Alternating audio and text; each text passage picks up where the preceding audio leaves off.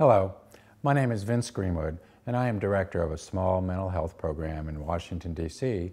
called the Washington Center for Cognitive Therapy. In this conversation, I'm going to discuss panic disorder, a very painful anxiety disorder that affects about 2% of the population, and describe the cognitive therapy approach to that disorder. Let me jump to the good news up front, which is we have an effective treatment for panic disorder, a treatment that is clear-cut and has been research tested. Let me start the conversation by talking about one of the essential qualities of our nervous system, which is the fight or flight response. Think of it as the emergency switch of the nervous system, where the body and mind in an instant switch into another gear so that we are primed to deal with an emergency. This is desirable, possibly even life-saving.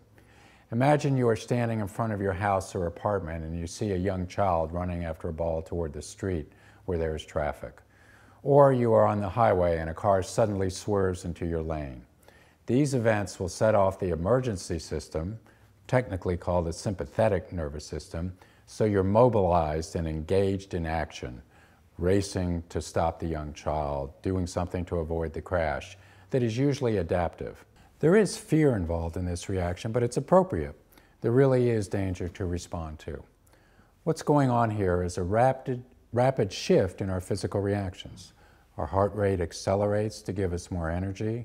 Our breathing pattern changes also to give us more energy, and a number of other physical changes as well. Now, you've no doubt heard the term panic attack.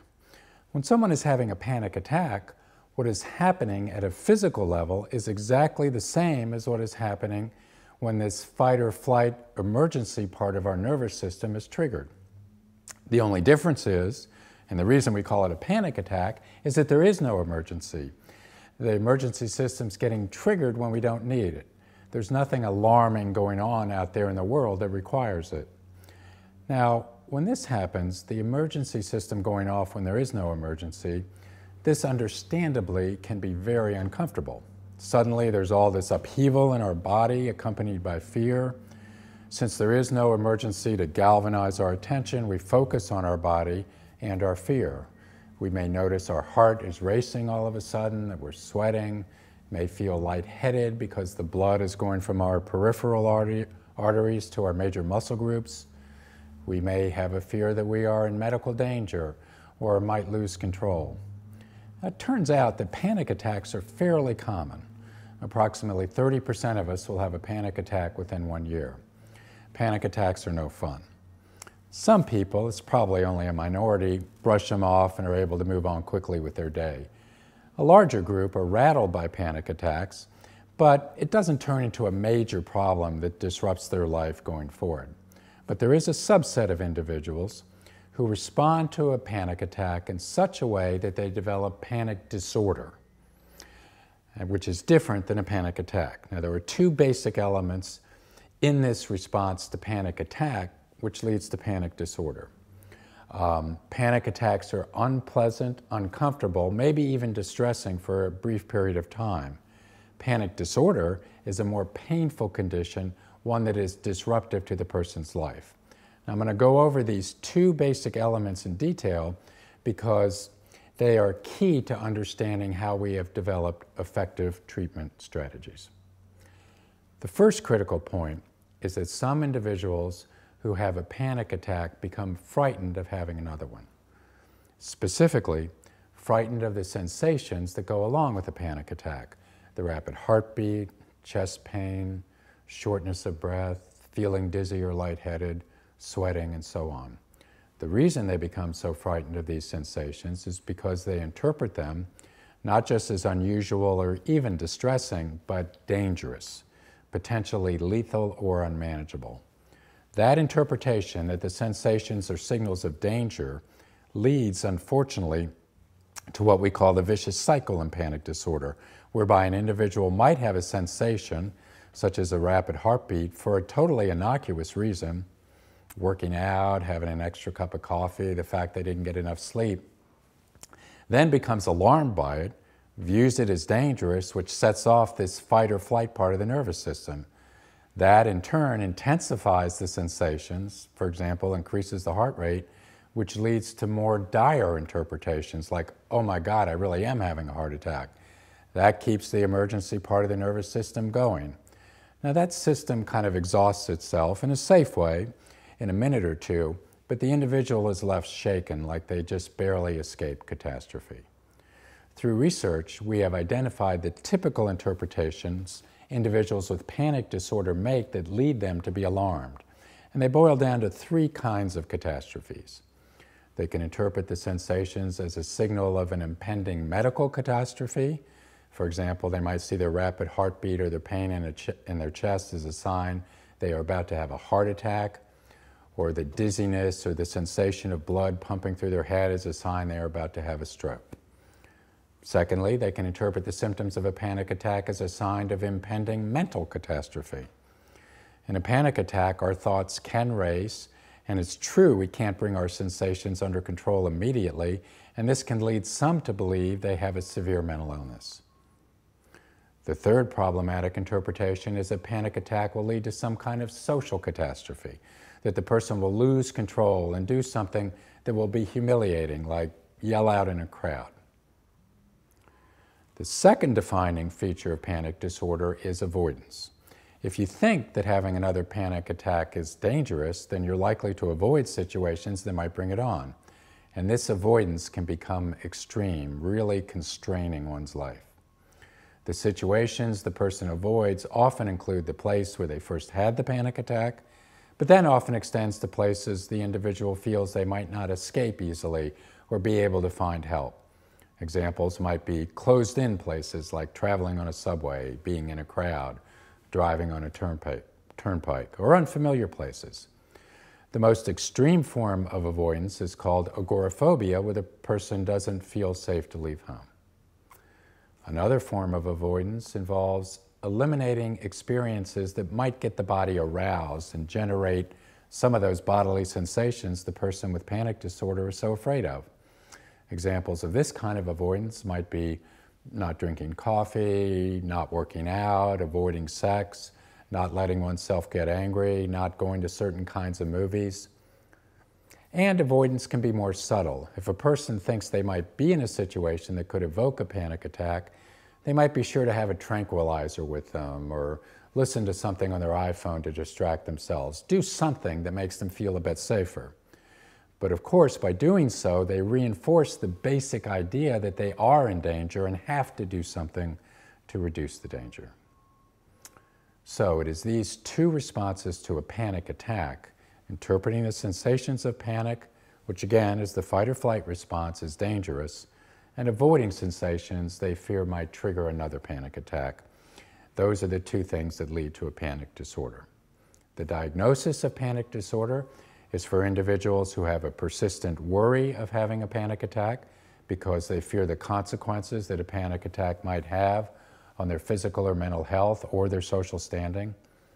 And they avoid situations or experiences they feel might risk another panic attack. Now, the effective treatment of panic disorder flows from counteracting these two responses to a panic attack. First, we can teach the notion that panic attacks are not dangerous by providing information to clients, sound, scientific, medical information, that the physical changes that occur during a panic attack and the sensations that go along with them are not dangerous. Some of the key points that we want to drive home are: panic attacks do not put someone at risk for a heart attack or a stroke.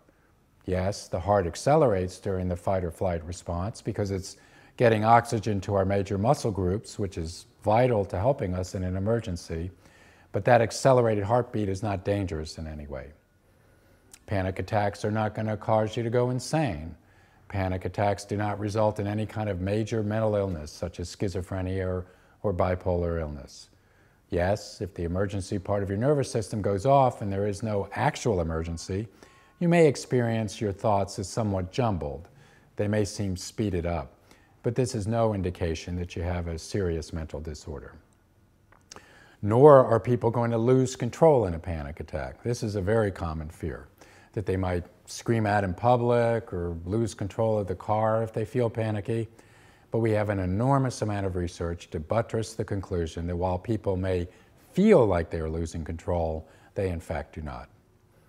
Thus, for a particular individual, we zero in on the sensations that he or she is worried about and provide scientific, research-tested information as to why the sensation is not a signal of danger. Providing this type of information is an important step in helping people change their thinking about panic attacks, but only the first step. We have techniques to help people internalize this information so that it has more of an impact at a gut level, and to practice bringing that reassuring information into their minds when they are having the sensations or when they're entering situations that might trigger their sensations. In addition to helping clients counteract their thinking about panic attacks, early in treatment we teach another key panic management skill, which involves one's breathing. We teach people that our breathing pattern does shift when we feel we are in an emergency. Our breathing becomes much more rapid. Such breathing can generate a lot of arousal in our body, which is helpful in an emergency, but can put us on a fast track to panic attacks if there is no emergency. So for people with panic disorder, we teach techniques to slow the breathing down, and then how to apply those breathing techniques in the situations that can evoke the panic reaction.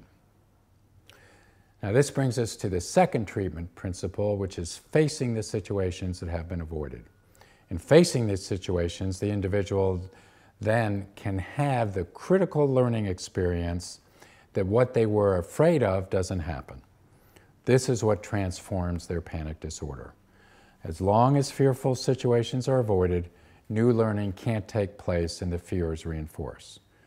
We have learned there are a number of important guidelines in helping people counteract the avoidance of fearful situations. First, we develop a hierarchy of situations from the least threatening to the most threatening that the individual has avoided for fear they might trigger a panic attack. The idea is we are going to face these situations gradually and safely. Then, before entering the least threatening situation, we are going to practice the panic management skills, particularly the thought-challenging skill of posing questions such as, has what I am worried about ever come true? And what are the realistic odds that the thing I am worried about will happen? Many people who come to treatment report they have pushed themselves to face anxiety situations but have not achieved any reduction in their fear. This is probably because their attempts to face the fearful situation were not structured in exactly the right way. Now, with a lot of research and clinical experience under our belts, we know how to structure the exposure to fearful situations in a way to enhance success. Some of the useful guidelines are: 1, it's usually important to face the fearful situation gradually. Otherwise, one might have a negative one-time experience.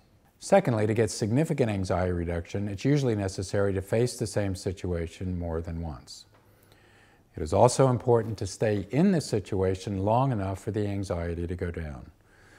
Most importantly, to practice questioning your negative predictions about the fearful situation when you're in it, and to key into what is actually happening in the situation, which is, yes, there are probably uncomfortable sensations getting triggered, but no danger.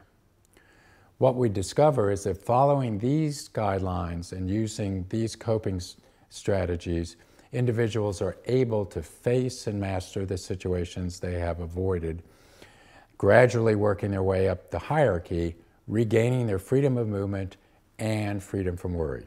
Now, there's another exposure strategy called interoceptive exposure. That's just a fancy name for a strategy that we do actually in the office. It involves some straightforward techniques to trigger the sensations that the client is afraid of. Techniques to increase their heart rate, to induce some lightheadedness, and so on.